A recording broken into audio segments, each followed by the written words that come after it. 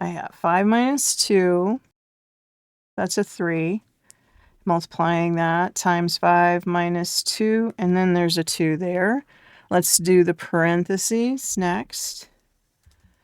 And we have 3 times 3, and then this is actually multiplication back here, so that's times 2.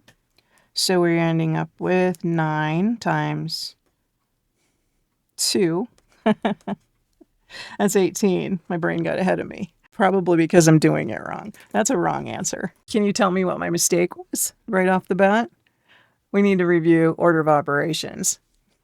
Parentheses first, then you do exponents, then you do multiplying and dividing in order from left to right, and then you do adding and subtracting in order from left to right.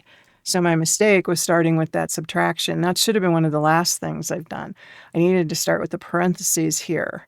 And then there's more mistakes in there, I'm sure. So let's cover this up and redo the problem and see what we were supposed to get. So we're going to start with what was in the parentheses.